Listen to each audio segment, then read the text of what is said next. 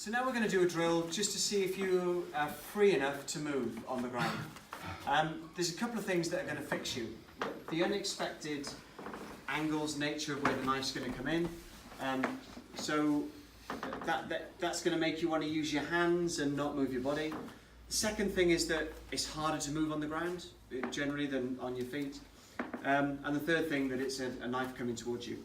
So your aim is you've got to move off this spot, not just defend, but you need to move and escape.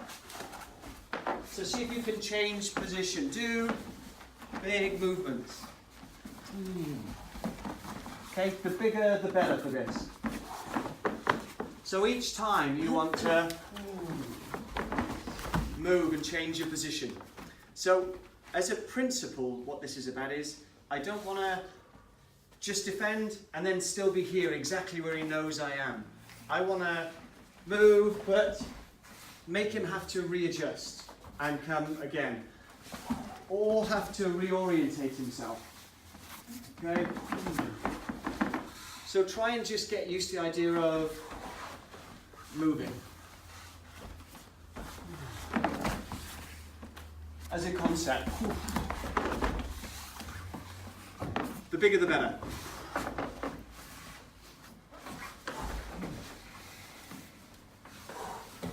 If you're not warm before the start, you're going to be warm in a minute. So just be able to move.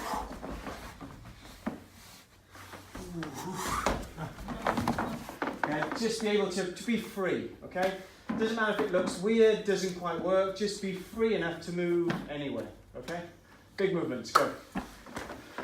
So, just while you get your breath back, just to re-highlight the aim of that. So as he comes in, even if I escape the first attack, I don't want to be in the vicinity for the second attack. Or I want to give myself the option of not being in the vicinity. So, because he doesn't have to reorientate himself, if I just do something like that, A, I could miss, but B, he knows exactly where I am now. He's still targeted, everything's kind of ready for me. So I want to have to make him at least move or retarget to give myself the best option. And I want that to be a good habit. So he comes in, so at least, or you know, ideally, if I can get behind him, even better. And then I've got the option to, as he comes in, escape, or you know, move. It's the same like with a soldier. If you come under attack and you've got cover around, the first thing you do is get down, return fire, then you've got to move position. Because if you stay in the same position you went down, they'll see you and be able to bring fire into you. So you've got to, you know, the first thing you've got to do is return a bit of fire, get their heads down, and then change position, call back, you know, find a different bit of cover. And it's the same principle really. Don't be in the same position you were when they first attacked. Okay? So that's kind of. Going to work a slightly different skill. So, Chopper's going to come in, and you're going to move and strike at the same time. Okay? From different positions. So he comes in.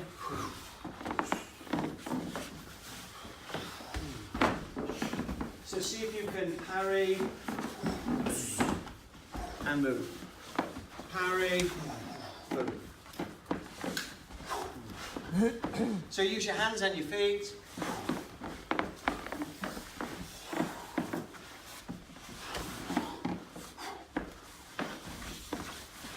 Ooh, sorry, Sam. Sorry, I like it.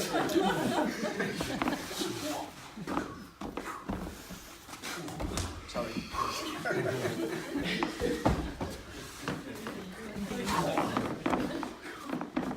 Move. And if you can see the leg as you're coming in, then that's a good thing to take. Okay. And you can go slower too. So, so move. And if you can catch him in the same movement that he's thinking he's got you, that's the best. So here.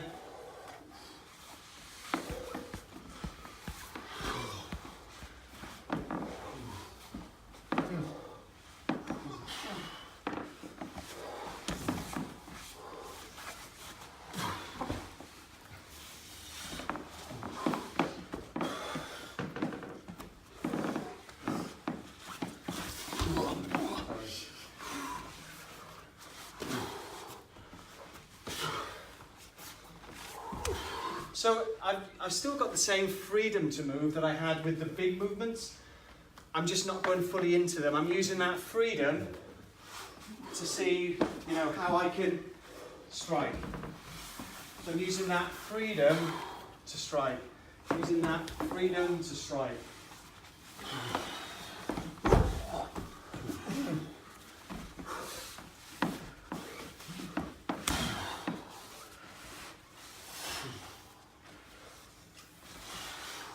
Okay?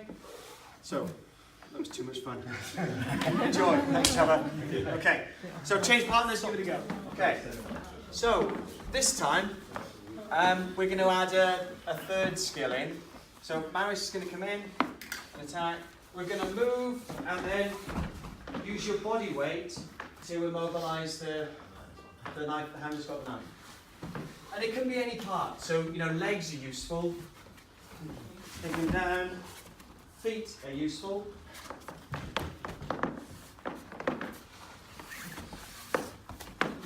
If you haven't got anything else, then your kind of torso is useful here. Even if it's just to give you time to kind of get the knee on.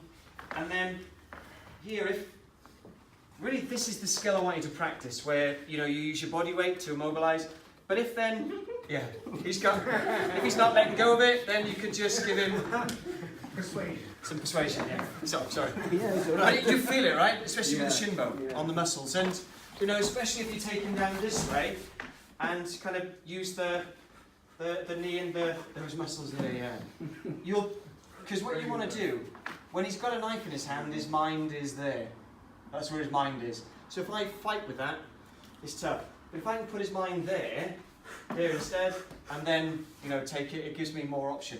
And there's a couple of things I can do for that. I can use pain somewhere else to put his mind there, or I can use impact somewhere else to put his mind there. So a couple of options really. So move. Use but be careful with body weight, because like here, you know, he was a bit more that angle, and if I drop my body weight fast on there, it's quite easy to damage the shoulder, the elbow, the wrist, the fingers. So go slow with this and just really kind of feel what the pressure does as you kind of move.